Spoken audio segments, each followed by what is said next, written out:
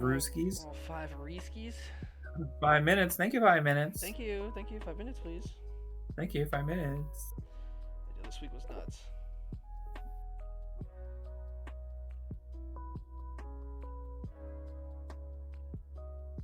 Only getting crazier. I had to leave out so much. Right? I had I legit roster changes, visa problems, Visa issues. just even. I mean, I'm super happy you talked about one thing. You're going to be talking about one thing. We can't say what it is obviously yet, but I'm happy you have brought one thing, because I was like, it's just one of those weeks again, man. I'm wearing what I'm wearing for a reason. It was one of those weeks where I was just staring at Twitter and I just could not believe my eyes. Do you know I need a beverage? Beverage. I'll be right back. Quick beverage.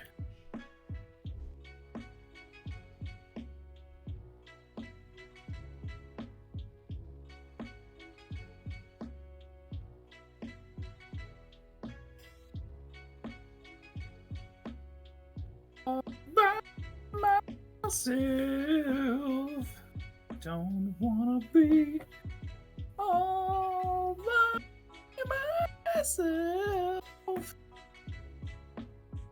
I'll be here for the next hour, ladies and gentlemen. Try the veal. Tip your waitress.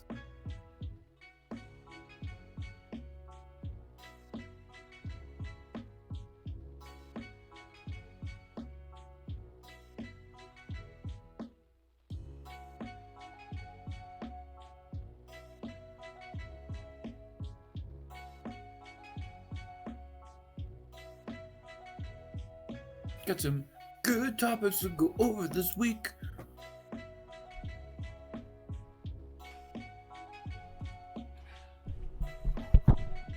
Oh, he's back. I got myself a little bit of scotch. Scotch! Something a little something to sip on. Not what I was anticipating when he said beverage. What do you think? I don't know, like a water. Nah, I drink too much. Too much water. You know, I never understood those people that are like, I don't like water because it doesn't have flavor. Then put Like, flavor in it. I want flavor. Yeah, Got your little Mio squirt bottles. I mean, water tastes like water, right? Obviously. But that's like water has a taste. It does, and especially depending on where you live. Yeah, you can get fridge water. You know, that has a distinct taste, like ice cold fridge water. That's there's bad fridge water, there's good fridge water. Am I wrong? I'm not wrong. Water. That's reserved for guests. Yeah. I have my Brita filter water. That tastes completely different. Mm-hmm. There's Dasani, which is doo-doo farts and costs $7 a bottle at Mandalay Bay. Yeah. Dasani literally tastes like someone who just had a bottle of water, took a pinch of salt and went, Yep. and then put the cap back on, welded it shut. $7, please. Welded it in shut. This water's making me thirsty. And then Arrowhead tastes like the plastic's paper thin. Have you ever picked up an Arrowhead bottle and just accidentally squoze it too hard? Pushes all out. Yeah. Yeah. Oh, this looks like a sturdy plastic water bottle. It's just whoosh. Isn't that like those people that break the world record for drinking the fastest bottle of water? I think they use Arrowhead where they just crumpet it. Pushing it in their mouth.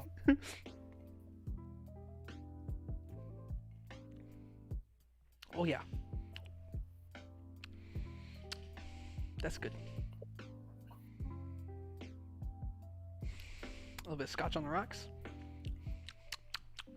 The rocks.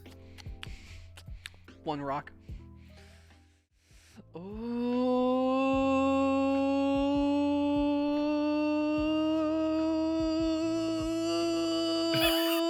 And that's me imitating a PS4 playing the new Call of Duty Black Ops Cold War.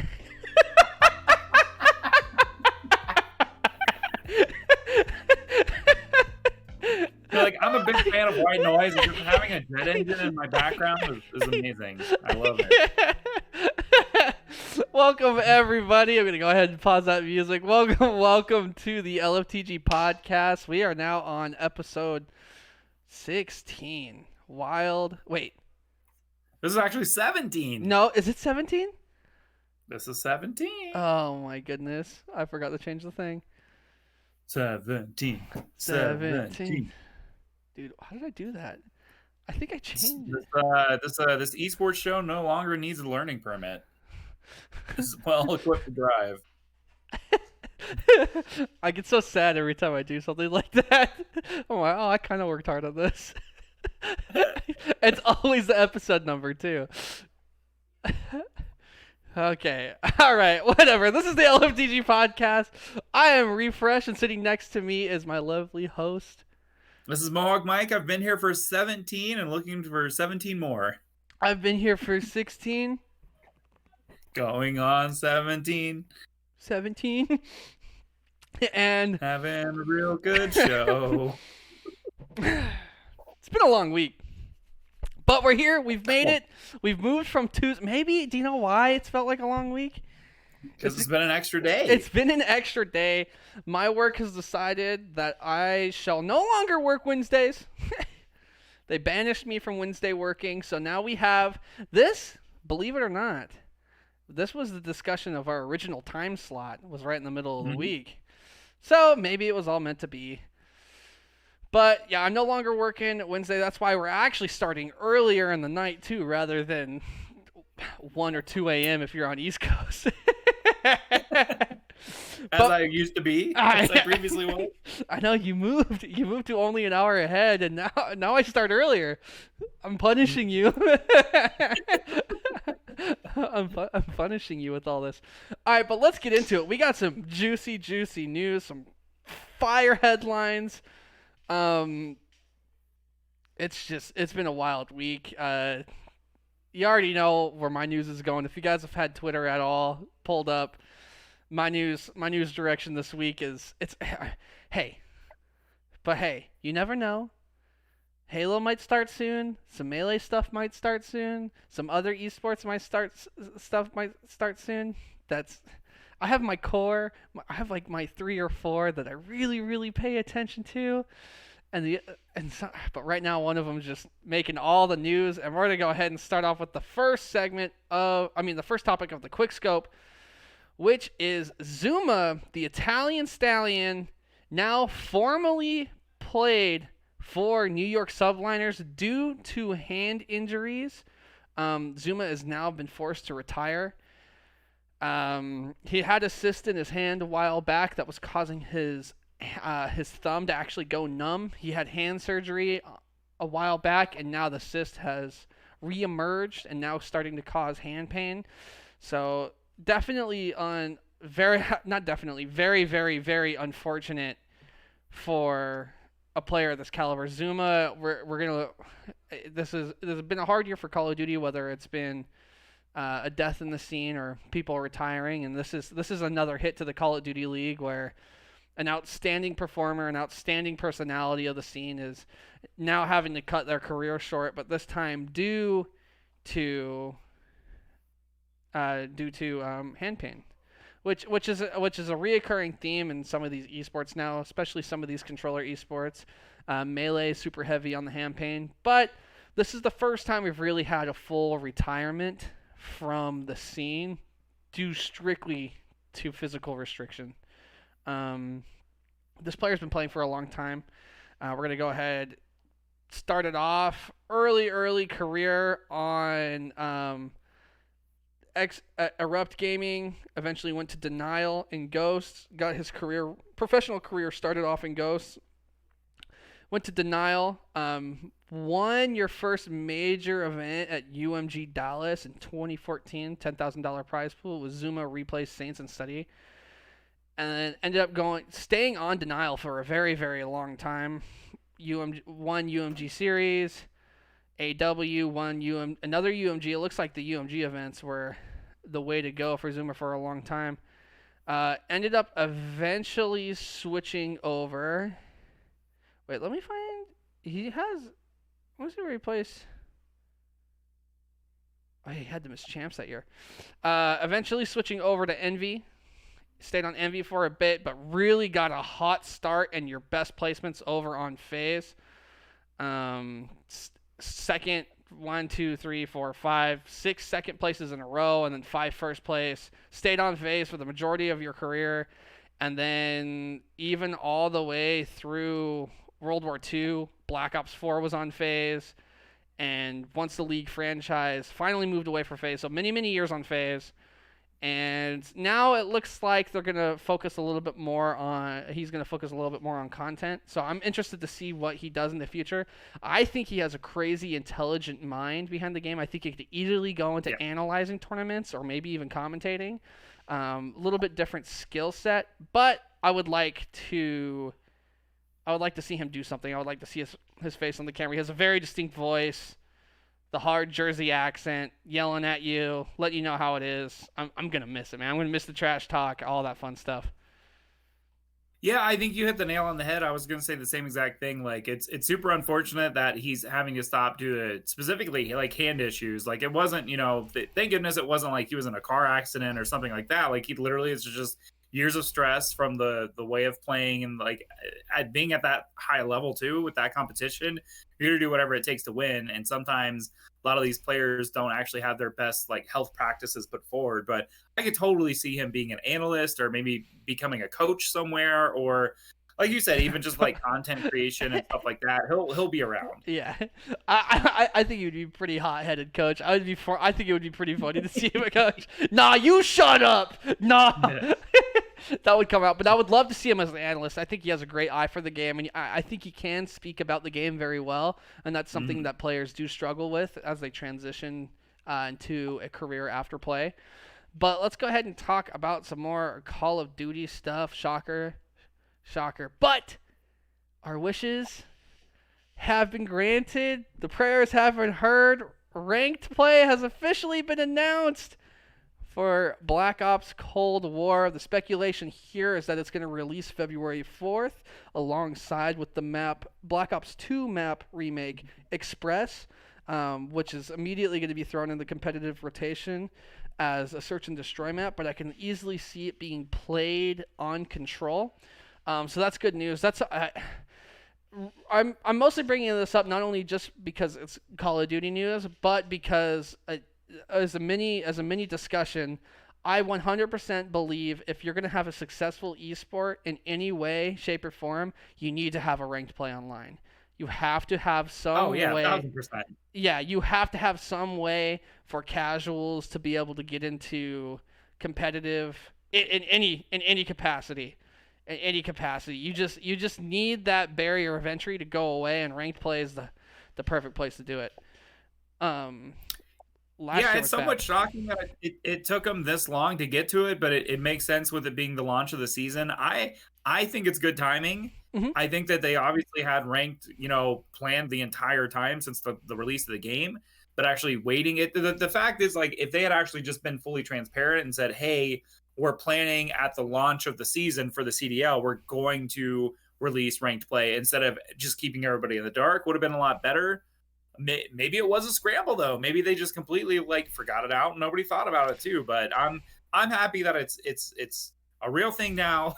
We don't have to worry about it, and it coincides with the second season here for CDL, and everybody can get on now and try and rank up. Yeah, last year was a little rough because there was no ranked play in Modern Warfare. We had a CDL playlist, but there was no true ranking to it, so it was just skill-based matchmaking, and it was just you lose that drive to I didn't even want to solo queue that much. Like, even though I still enjoyed playing the game, I didn't want to queue up by myself. But now I'm gonna have my days off are gonna be real schedule tight now because it's just going to be blocked off with me playing ranked play.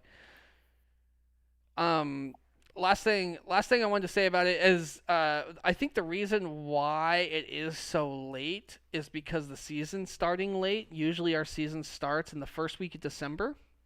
But due obviously to things happening in the world, I actually prefer a later start to the season. Hopefully it goes later in the year. I think the off season after champs is a bit too long for CDL, so maybe hopefully it will go past. I mean, it says the end in late August, but I would hope it to kind of bleed in September, maybe even October.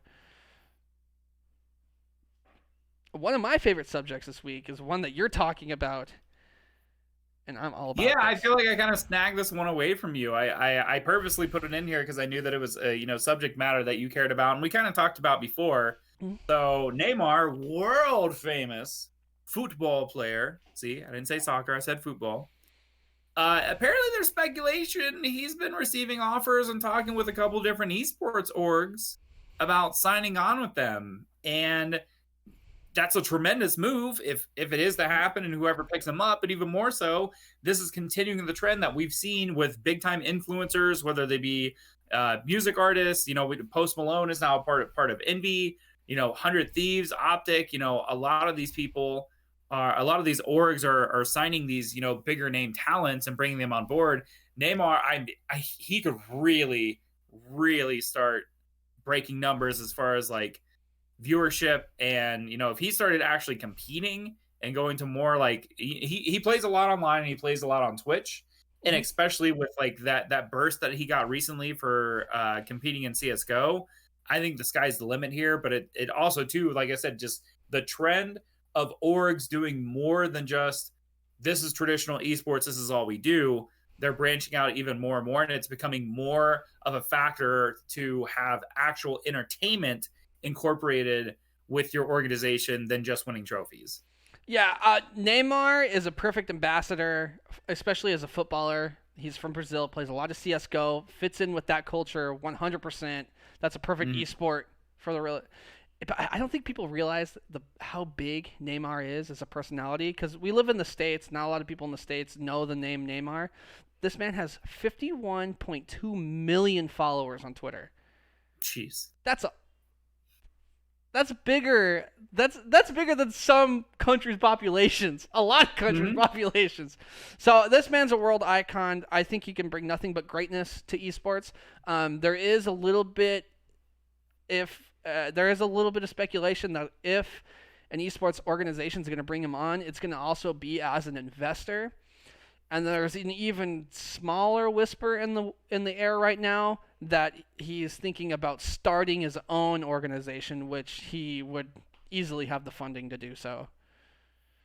Oh yeah, absolutely. And just kind of like to backtrack on, like you said, like with that many Twitter followers, if he's competing in an event, or if like, let's say the team that he's competing with or his actual organization, one single tweet, if you get 1% of that following to tune into that event, you're already over 1 million viewers. Like, that's insane.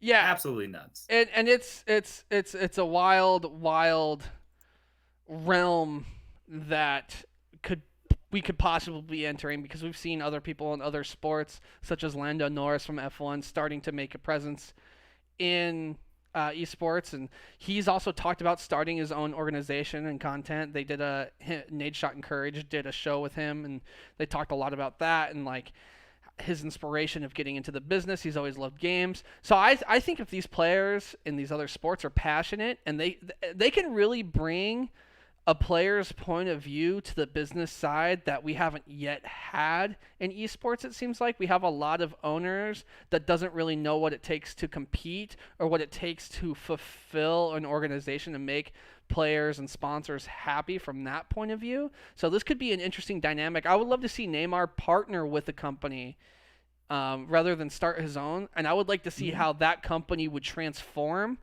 from a traditional business model to even more player oriented than what it was before, and then the following would just skyrocket. It would be wild. I agree as well, and as so long as we don't see a replay of what happened with Echo Fox, I'm more than fine with it. Yeah, but that was yeah. That wasn't Rick Fox's fault. There wasn't anything there. It was all like extracurricular parties, nothing there. But I would hate to see Neymar start his own org, and then within a few months or even a year, it just starts struggling and stuff happens. But Yeah. Speaking of more than a few years, this is, I think, really big news.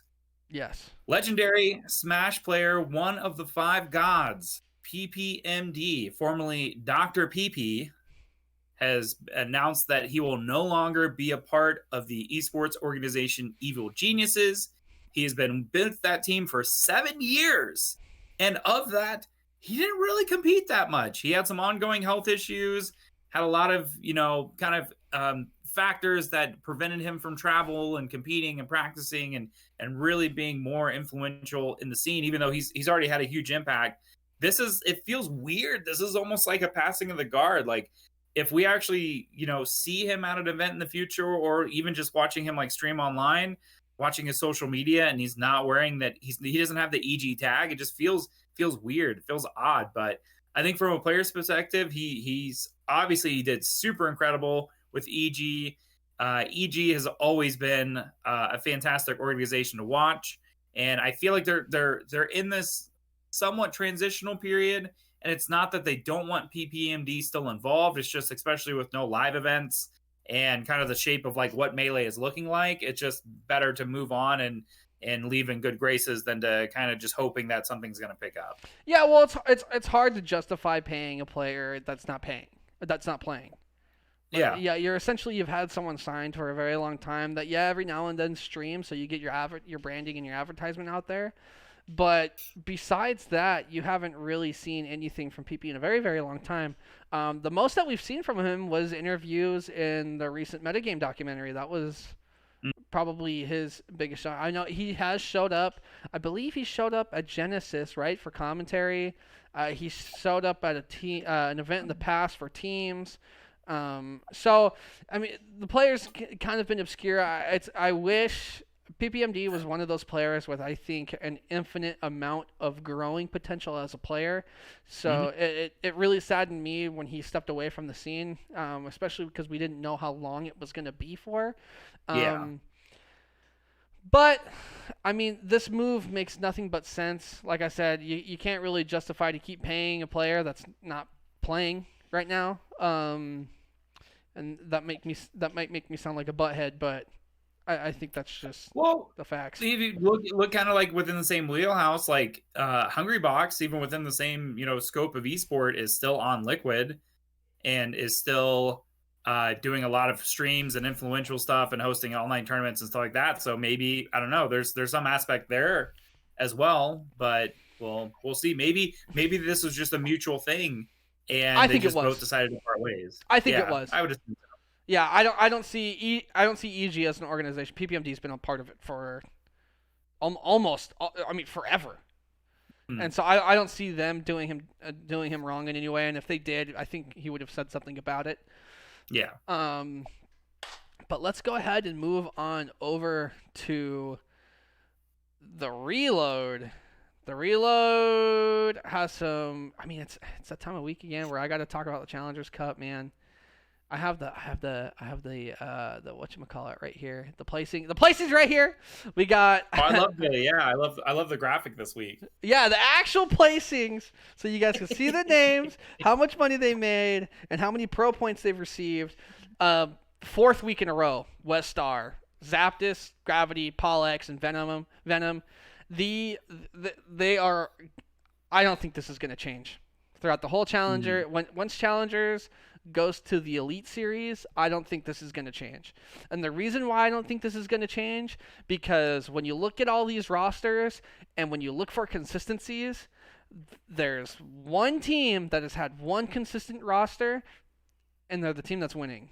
What's been bumming me out about these teams and Challengers recently is their inability to stay together. Parasite already is not on a roster again. This is his 4th week in a row where they parted ways. It's just. Oh, and because Zuma is retiring Diamond Con. This is the first time we've seen it this season. Diamond Con from the Subliners Academy is officially moving up into that Pro League spot. Oh, cool. So New York is taking someone directly from their academy team and moving him in. So I just want to go over the placements real fast. West Star, first place. Subliners Academy, second place. Diamond Con, Proloot, Saints, and Spart. This was a team that surprised me. I didn't think they were going to be crazy. They put up some crazy series, especially against Triumph. The hard points were within 10 seconds. Every single control went to round 5, and every single S&D went to round 11. Game 5, it was wild. Built by gamers, Kismet, GodRx, Pander, and Pentagram. This was a team that didn't surprise me. I thought they would be top 4. Once I saw this team, I was like, this team's going to be good. Royalty, Standy, General, and Davapede placed 4th. I think they should be consistently in this spot. I would like to see them stay together. Back in top 8, Mochilla, Scrappy, Onyx, and Teskey. Bean Squad took 5th, 6th as well, with Tay, Estriel, 47, Littlefoot, and then Ramby, Lamagod, Brazilian, and Performal in 7th, 8th, and Gentroid, Glow Frosty, Parasite, and Gunsea, 7th, 8th as well. And then first place for EU was House Tarth, Defrag, Afro, Gizmo, and Weeman. And first place for APAC, back in their rightful place. They had a flub last weekend, but Renegades went from 4th to 1st.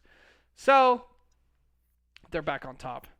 Overall, some great series. Some APAC was crazy to watch as well. Super close series. I've been enjoying watching challengers. Actually, that's something that I was surprised by. I didn't know if I was going to be enjoying watching this series, but I 100% believe if the full roster of West Star was in the Pro League, they'd be a top 6 team. Oh yeah, I think without a doubt, and I think they've proven. You kind of always have that with even sometimes within the pro leagues. I know that we saw that specifically within the Halo Championship Series, where these teams, it's like, okay, these are the 8 pro teams, and then they have the amateur league where the top placing team from the amateur league would play the bottom placing team of the pro team, and if they beat them, then they got their spot in the next season. And sometimes you see that there are teams that are just super dominant, no matter what the skill gap is.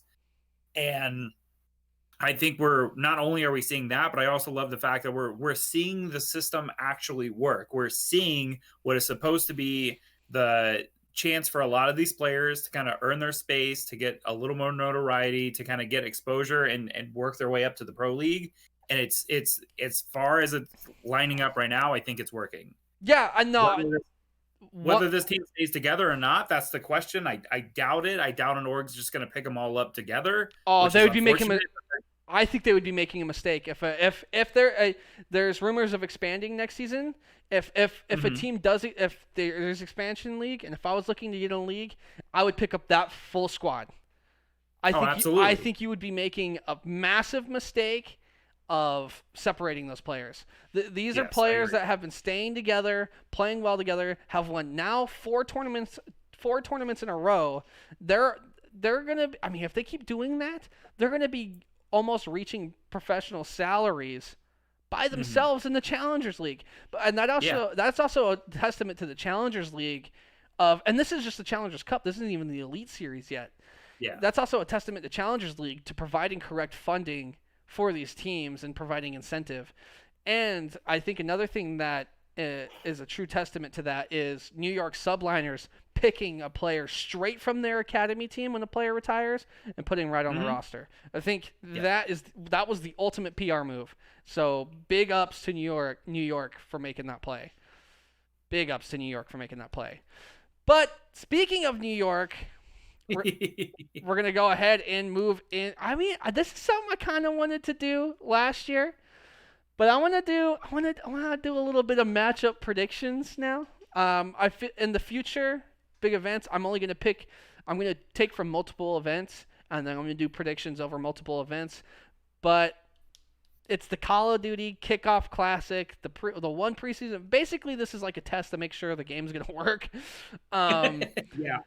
All of these matchups that you see on screen were actually fan voted, which I thought was pretty cool. And I think these matchups for the 12 rosters that we have are pretty good. We're going to go ahead and start with Saturday. I'm going to predict this match right here. We have Dallas Empire taking on Clayster and the New York Subliners. I feel like if this match is I'm gonna predict this, if all these games had $50,000 on the line. I think if both of these teams were taking this game completely serious, I think New York has zero chance. Yeah. Absolute zero chance. And the big factor of that was Zuma retiring. I think if Zuma was still on the squad, I could maybe see a hard-fought 3-2 because I think this match would mean a lot to Clayster. And when Clayster gets fired up, Clayster doesn't fail. He won 2 championships in a row after being dropped from teams with rookies. I think he could easily do it again this year, but I think with Hydrus being stuck in France due to visa issues and now Zuma retiring, I think Clayster has had some pretty bad luck. But Diamond Khan's going to be on the squad, so you never know. You can get some rookie hotness going on. Okay. 4:30 p.m. Eastern Time. The classic matchup of the most common matchup of last year is now happening again this year due to fan voting. You guys don't want to see them play anybody else. I get it. I understand. The low-tier classic is what I'm calling this. Seattle Surge versus the LA Gorillas. Hear me out. I think this is going to be a 3-1 for Seattle. The only fear that I have is Apathy might have a little bit of bad blood against Seattle. I feel like Apathy last year was actually underrated. If you go back and watch the Search and Destroys, even though they were losing them, Apathy was dropping double digits in Search and Destroy almost every game. I think he was underrated in that aspect. But Seattle Surge, baby. You're repping it, man. You can't go against the home team. Cannot go against the home team. My most anticipated matchup of the weekend is actually going to be the next match, which is going to be at 6 p.m. Eastern Time. Atlanta FaZe versus Florida Mutineers. The predictions have been correct. Havoc has been dropped from this team, and Neptune has moved his way up. I think Florida Mutineers has the perfect roster to take on a roster like FaZe. I think they have the perfect mix of gunslaying and teamwork to take on a top-tier team. I think Atlanta will be better than Dallas this year, and I think the only team that can disrupt the rankings in the top 4 is going to be Florida. I think this is the only team out of this whole lineup that could beat a team like Atlanta, that could beat a team like Dallas, Chicago, and LA. Thieves. So I think given the current roster of everybody, I really think that Mutineers is their solid 4th place is the way I'll put it. Like if this was the full tournament series, we're playing all the way to grand finals, they're solid 4th place, maybe 3rd if they play their hearts out. I agree. I do think it will. I think this will go to Atlanta FaZe. Now with you have Simp, Abizi, Celium, and then Arcity is on the team. That is just powerhouse team. I think Arcities is exactly the player that Simp and Abizi needed to get them kind of together and organized. But I do think this is going to be a 3-2, and I do think it's going to be a close S&D.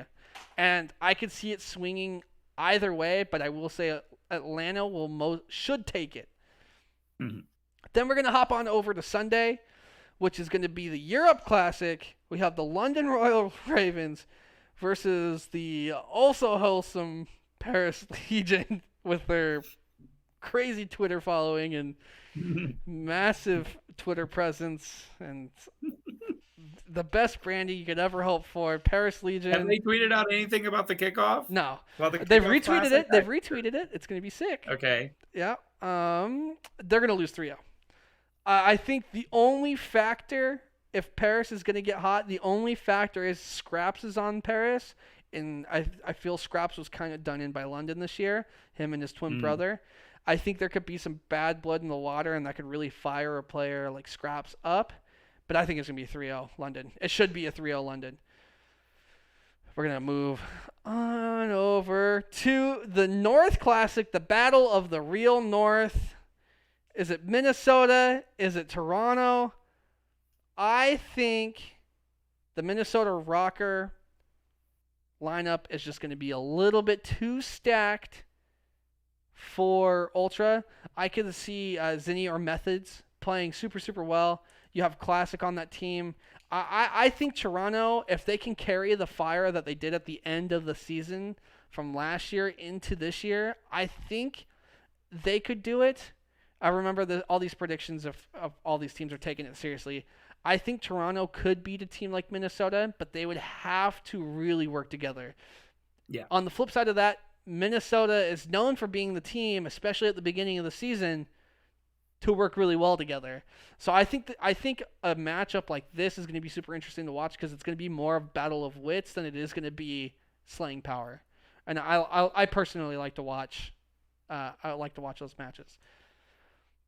The most viewed match, however, this weekend will easily be Optic Chicago versus LA Thieves. Hex versus the little brother Nade Shot are going to be battling it out as owners, watching their pieces on the chessboard move around. Chicago should win this. You have Dashy, Formal, Scump, and Envoy, just a masterclass of talent on this team. Easily top three. I think the top three are pretty interchangeable. Should be interchangeable this year. And then you have Slasher, Kenny, TJ, and Temp. Temp is going to be the wild card. Temp can get a little bit hot-headed, and if you have a player like Slasher on your team, I could see the arguments breaking out mid-game. So maybe, hopefully, there's not too much tension in the water. I would like to see this to go to a Game 5, Round 11. But I think Optic Chicago should have it. Their slaying power is just going to be ridiculous. I think as far as fan voting goes, I think all of these matchups, storyline-wise, are the matchups that we wanted to see. The only thing I could see people wanting to see more is Dallas versus Atlanta to see the rematch of champs. Absolutely. Just a sidebar note, because I know that you follow a lot closer than I do. Does Hex and Nate Shot have any kind of like friendly bet or kind of like side? Have to. I would imagine they do. I mean, I haven't seen anything on social media or anything, but I would almost be intrigued. Both the teams know that they have to put a show on for the fans, but I could see maybe some shenanigans happening as well too, because again, this is basically preseason, and all they want to do is generate hype for the actual season. So maybe they make some kind of like weird gentleman's agreement where it's like, hey, pistols only, or hey, we're doing something silly, or no GAs. What? GA to no GA? I would love to. Here's my theory. Snipers only. Don't get me started. Okay, speaking of GAs, we're gonna get me started because I think I brought this topic up to you before the show started, and you had said something about this makes sense. This is going to be one of the very few times, Mohawk, where I completely disagree with you. Wow! I think this is one of this does not make sense at all. In my whole heart, I believe what we're about to talk about makes absolute zero sense. All right, there was a series of tweets coming out. An EU amateur player named LFTG has leaked that the CDL will be introducing preset classes in order to remove the need for GAs. We were told something similar a while back, but we're waiting for an official announcement. That tweet that LFTG has officially been deleted. I don't know if it was due to inaccuracy or if it was a true leak. Usually when something was deleted, it's a true leak. Yeah. The following tweet, there will be a limited number of classes made by the pros to pick from. Your initial reaction may be negative, but this removes the confusion around GAs, makes it easier for new viewers to understand what's happening, and makes it easier for people to participate in competitive. COD Gamepedia CDL updates was the one to tweet this out, so make sure to go give them a follow. They're a fantastic follow on Twitter. You tweet out a lot of stuff, whether it's leaks. Same with CDL Intel. Those are two. If you guys want to know more about the CDL, those are two great Twitters to follow as far as drama and all that goes. I disagree with this 100% completely. And this really sparked up because this day on January 18th, when this got tweeted out, Smokes and Search and Destroy got banned. But because Smokes and Search and Destroy got banned, the Sniper and Search and Destroy got banned. So that means there was no snipers at all in competitive Call of Duty. And in Search and Destroy, that makes zero sense because it's easily the best part of watching a Search and Destroy match is watching someone going off with a sniper, whether it be finals. Someone clutching a 1v3 with a sniper pistol combo is literally the most hyped thing you can watch in a Call of Duty tournament. And there's a possibility that might not be happening at all this season. I want to hear from you. Why do you think this is a good thing? I am 100% all for this because primarily the reasons that you just spoke to.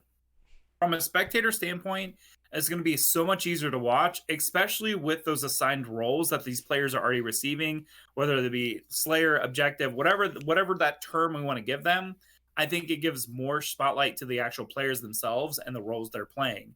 Second, it does make it easier for fans who, maybe even play Call of Duty casually or maybe haven't played Call of Duty in a long time to better understand what's actually happening in the game. These presets create a situation where the players and the teams themselves have to base more on skill and actually more thought process into theory crafting how they're going to play the match rather than using arguments over, they're using this gun and that's more powerful and they know that they shouldn't be using this. Even prior to like all the GAs that like came into place, it's the fact that they're using an excuse for the game's imbalance to bicker with one another why they're losing or why another team is winning. And so by making everything super uniform, the reason why League of Legends is one of the top esports of all time, one of the biggest player bases, is because what you are watching on the broadcast is the same exact game that you play in the actual when you log in. So the fact that CDL is looking at doing this with presets, with a ranked play coming out, with actual presets coming out, when you jump in, you are 100%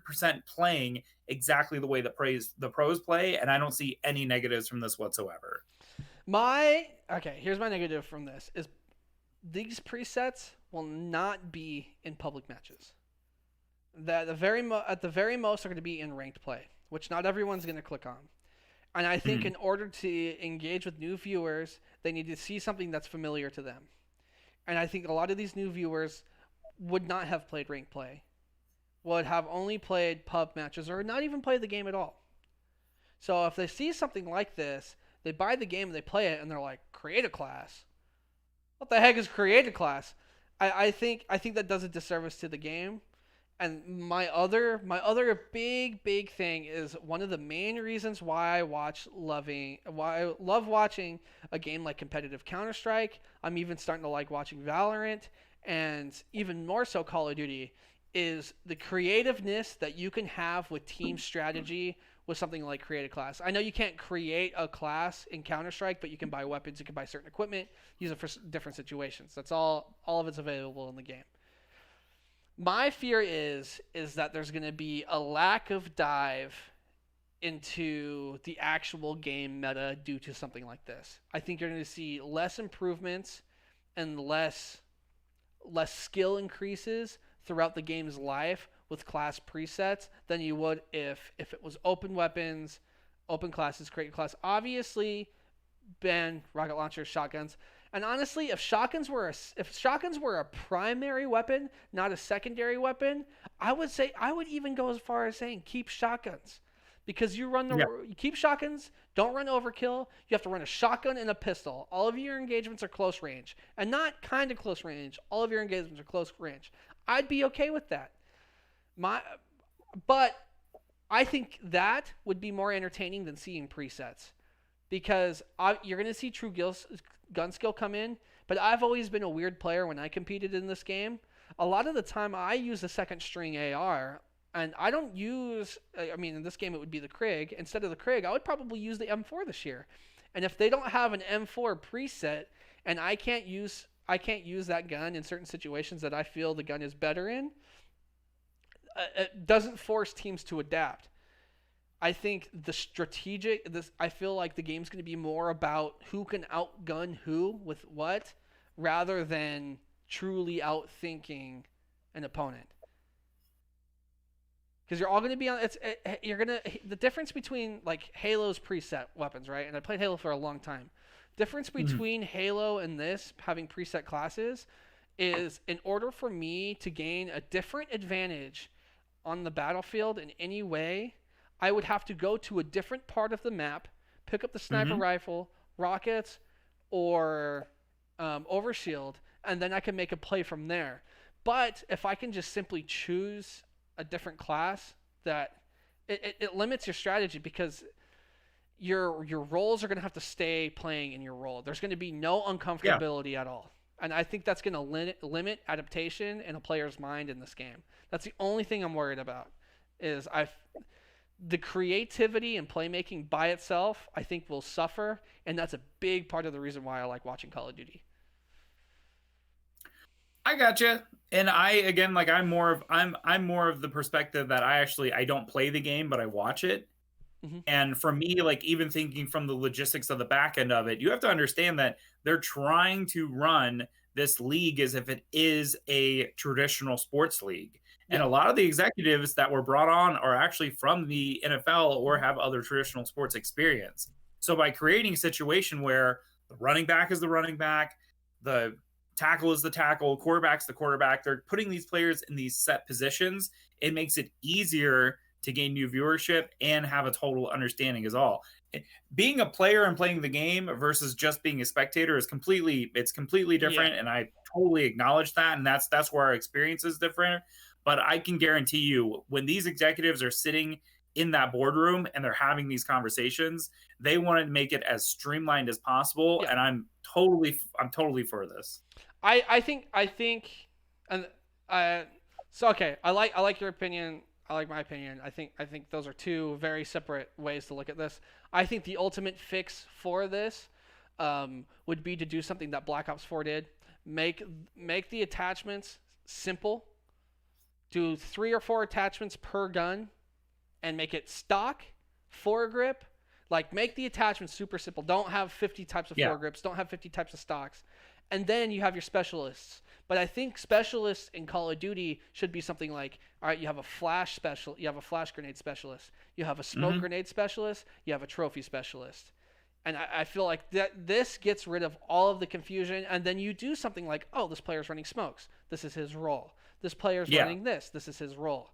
I feel like that would also, between simplifying attachments and actually forcing a role play with specialists, I feel like would clear up a lot more of the confusion on the executive side and would force players into roles, but also still allowing the creativity in customizing your gun and using different weapons for different situations, because you also have flex players that are going to have to swap between an assault rifle and a submachine gun.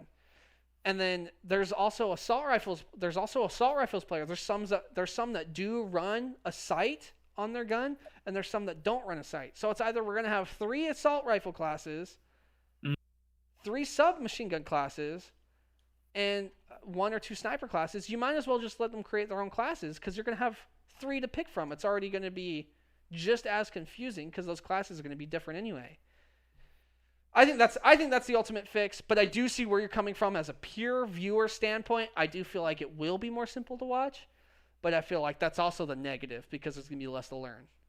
Yeah, absolutely. And the same as well. Like, I value your opinion as well, and I think that there has to be some kind of play with this. And I think we can both agree the biggest positive that would come from having these presets already built in would be getting rid of gentlemen's agreements, because at that point I hate them. they are forced to play the game the way that it's laid out. Yep, I agree with that 100%.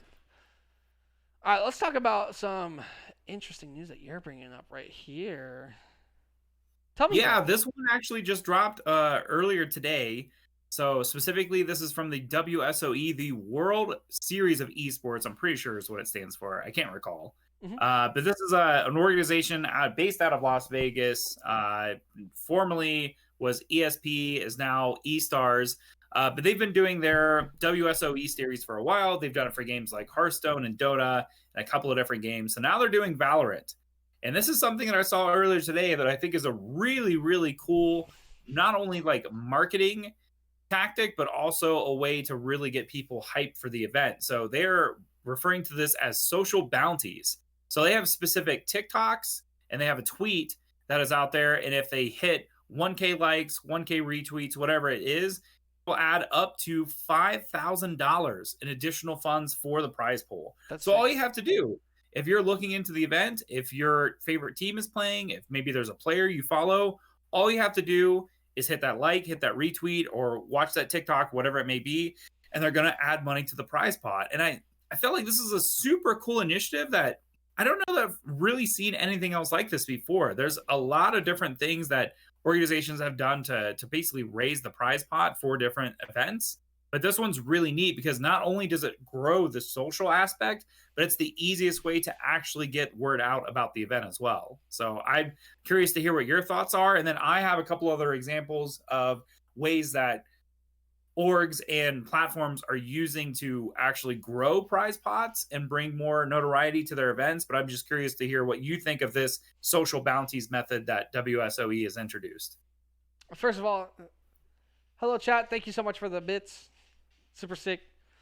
I think my perspective on this is I'm super happy to see an organization creating incentive for community engagement in order to create prize pots. It's a way to help your own branding and also have a little bit of crowdfunding coming into it without the crowd actually directly funding this.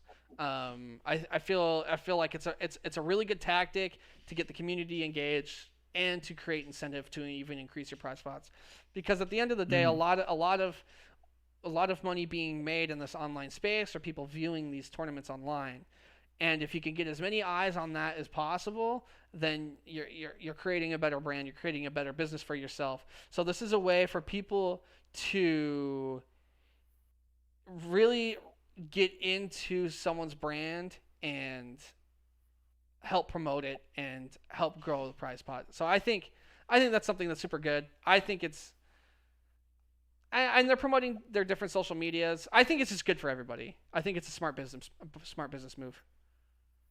Yeah, I think if you look at like another platform like a Matcherino, for instance, which is basically like a way of crowdfunding events, they've done a lot of initiatives where it's like, hey, if you use this code and go to the Matcherino page, you can donate $1 for free.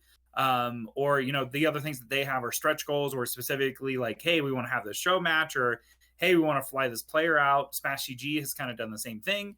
I think this is the most like basic, low barrier entry that I've seen of any kind of initiative as far as, you know, boosting the signal, not just for the event, but then also the prize pot as well, like we said. So I feel like we might see other organizations that try and do this. Alternatively, maybe there's another way to get like teams involved, where it's like, hey, if you know, if the team, if there's a specific number of like retweets or something like that, you know, the teams are involved as well, where like, hey, if we do this, then we're going to start this player, or whatever it may be. There's a whole ecosystem that I really feel hasn't been touched there, and I feel like this initiative is just scratching the surface of it. Yeah, I feel like this is something that could potentially be usable for other companies down the line, because you see something, I could see someone like Summit doing something like this. I could see organizations like that do a lot of different things with crowdfunding. I can see them implementing this in different ways. So I think it's overall good. I don't think there's Yeah, I'm gonna definitely keep an eye on it. I hope that they hit all the criteria that they have, and that extra 5K gets put into the prize pot. There's already some super big names that are already involved with this Valorant tournament, so I could see this actually. You know what? I'm actually going to take, because again, this was from a few hours ago. I'm gonna pull up the Twitter page and see where it's at, because it was only hitting 1K.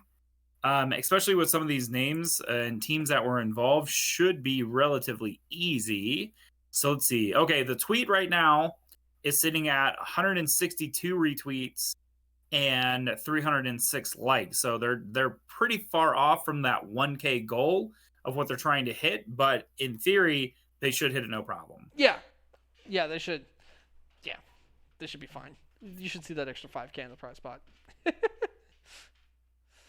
Speaking of prize pots and tournaments, we are going to now go to our upcoming events. We have plenty to talk about. I threw in an extra one this week.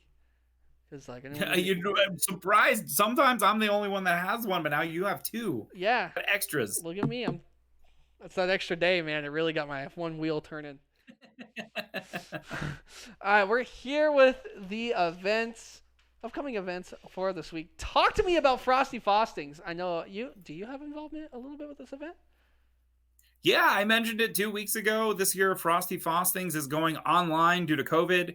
That was actually one of the last events that I worked in 2019 prior to the pandemic and everything going in lockdown. So upcoming this weekend, you guys can check out if there's Smash GG, it's still open, Frosty Fostings online. You can go to Twitter at Frosty Fostings. You can check out. There's a plethora of games going on. There's a bunch of new sponsors and things that they've announced in the past week. And me specifically, I'm going to be helping out behind the scenes with primarily logistics and bracket adminning, but then also too with the Windjammers portion. Super excited for that. They're already at 62 players last time when I checked this early this morning. We're really, really pushing to get 64. And the fact that we're already sitting at 62 before the event takes place on Sunday, super happy about that. But if you love fighting games and you want to play some online, or even if you just want to watch, then check it out. It's going to be a good time. And hopefully we'll get some more info or spoilers on some upcoming fighting game titles, because we've been pretty barren without, the Evo announcements and stuff like that. I'm not saying that there is going to be. I just hope that there will be. But it's going to be a fun event. It's going to be a good time. Even if we can't socially hang out, we can do it online.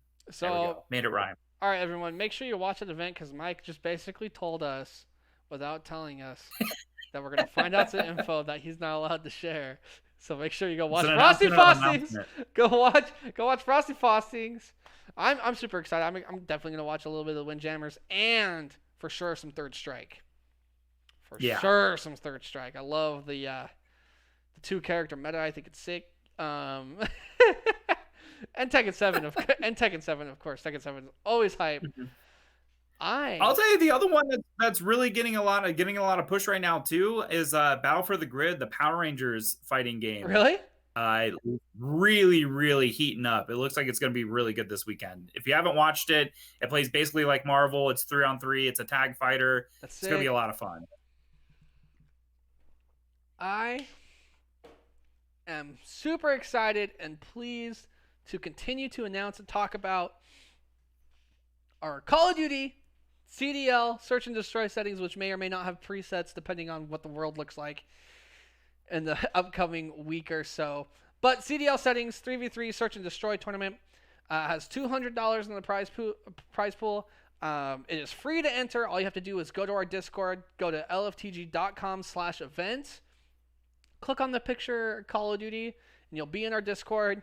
All you have to do is put your team name and gamer tags in the 3v3 signups channel, and I'll be putting you in the bracket. It's going to be super exciting to watch. It's going to be streamed on right here, LFTG, twitch.tv/LFTG official. And I'm super excited, man. I love watching some good search and destroy. I'm excited to start hosting some Call of Duty tournaments, and maybe there'll be some exciting announcements during that event, especially right before grand finals. Make sure you follow the Twitter, get into our Discord, but you'll find out what's going to be talked about. Man, announcements of announcements. But besides Frosty Fostings, because it's what you talked about in your involvement, if for some reason Frosty Fostings is running an ad, and you don't feel like watching that ad for a couple seconds, I mean, you should because it'll give them money. Or you can go to youtube.com/Call of Duty League for the CDL preseason. Wow. I'm stupid excited. We did the predictions for earlier in the show. Okay, it's going to be a hard weekend. I'm not going to be in town. So I'm going to have to, on my mobile device, have both Twitch and YouTube pulled up. And I'm going to be being yelled at by my significant other. Hey, we have this to do. We're not here for very long. Stop looking at your phone and be like, okay, but Seattle's playing the other worst team in the league for no reason at all. Babe, you don't understand. It's the 2 worst teams in the league. And it's preseason. 0 stakes on the line. But she's in the chat. Yeah, no, we're totally going to be not watching it at all. I'm going to be too busy. But I'm for sure not going to be at youtubegaming.com/Call of Duty League. But also watch Frosty Fostings and sign up for our event. But mostly just watch the Seattle Surge match. Actually, just watch it, go support. Hopefully they win. I think that's the same night as the Conor McGregor fight too. Saturday's gonna be rough. Yeah, welcome to we finally cracked the COVID code, and there's too much entertainment going on this weekend. Yeah, just in time for me to not be home. But I'm super, super excited. I'm super excited for all these events. I'm excited these are a little bit earlier now. Mm-hmm. It's nice not rounding off the show at midnight Pacific time or 3 a.m. Eastern time. Yeah, for sure. That was rough nights for you. It's like all those other episodes were just practice up to this point. Now we're gonna have a more concrete time, more concrete day, and episode number. And episode number. Yeah, we should. In theory, we should. I should write like a post-it note and like put it on the side of my screen that says like. You do. The thing is, you do write a post-it note in the form of a Google Doc. I'll read the full Google Doc, and I still don't know what episode it is. Mm-hmm. And then the title of the Google Doc says LFTG Podcast, episode 17. Mm-hmm. But yeah, the news. I mean, we could have a full episode tomorrow. If we really, really wanted to. Is there anything that you kind of wanted to sprinkle in before we get going? Yeah, the only thing that I did want to notice, just because it is upcoming this weekend, is the PUBG Mobile World Championships. We have breaking news that it was scheduled to take place in Dubai at the newly finished Coca-Cola Arena. We have news that 3 of the players that were supposed to be live in attendance tested positive for COVID. So now the event is going to be fully online. Nobody has released the name of the players or the teams that were involved. Mobile gamers, dude. From the way that, well, hopefully they would. The thing is like they play exclusively on their phone, which is where all the germs live, right? Yeah. You don't wash your hands and touch your phone and move your phone. And you rub that shit all over your face. Yes, exactly. My assumption is that the players, the reason they're not releasing the names is because they're intending for the players to actually still participate, and they don't want any negative connotation. Yeah. That starts tomorrow, actually. It starts the 21st, and will run all the way till Sunday. So for me to watch it could be interesting. Don't know exactly how viewership's going to work out, but you know they're trucking along. No arena event for PUBG Mobile, but you know it's not like they really needed one anyway. No, we've talked about this event for a little bit now. I'm super curious to see how the production goes. I think I'm curious to see how the viewership is as well, and how watchable the game is. Yeah. I really, really, really, really hope that there's not connection issues. The blessing with the CDL this last year is they were able to do pre-recorded matches. I don't know if they're going to be able to do. I don't know if they're doing that with PUB. Did you see that? If they were doing that with PUBG at all? If the matches are going to be. To my knowledge, I'm not. Everything's going to be live, as far as I know. Yeah, and with a mobile connection, I mean that's super risky. I just hope it goes smooth. I hope the players that did come down with COVID, I hope they do recover well, and I hope they are safe. Yeah, absolutely. But it sucks, man. I would have been super interested to see how they would have set up the stage. I mean, it with that environment again, and I feel like it just keeps getting pushed back. Well, that's the other asterisk to kind of put on this too, is that all the players have already traveled. They're in Dubai. That's the thing. Like, they're all there. They're just not going to be competing in the stadium now. So they technically kind of have their own bubble, but they're not. The players aren't going to be remotely for the three players with the most following for the PUBG mobile scene, and those are the three that probably have. I mean, that's the only thing that makes sense, because you think if you got everybody there, you would still do the event. You would just keep those players out. That's what they do with the soccer. That's what they do with soccer right now. Yeah. Your player doesn't play, and that sucks, especially if they're your best player. But it's I just watched. I watched it was the Blue Jackets versus the Detroit Red Wings just a few days ago, and they were talking about how some of the players, there were 2 players that were out of the game because they tested positive, but they were still having the game. They just put substitutes in. So yep, and it gives you a chance potentially do the same. It gives your second string a chance to play. But it sucks. Like I said, those players, whoever they are, that came down with COVID, I hope they recover, and I hope the event goes well. And I'm curious to see what it's like for viewership, especially. Yeah. But indeed. Oh, do you know what I'm going to do now before we even talk about possibly leaving? You crank that Soldier Boy? No, this is in 2004. I was going to say 2006, but 2006. Oh, okay. Is it 6? When did Soldier Boy come out? Google it. I don't know. Google it. Somebody in the chat let us know when did Soldier Boy, when did his big hit single drop? Crank That by Soldier Boy. I know that I was out of high school. I graduated high school in 2005, and I was already out of high school when it dropped, because there was a lot of controversy at my local high school because it was a banned song. They weren't going to play it, and like all the students rallied.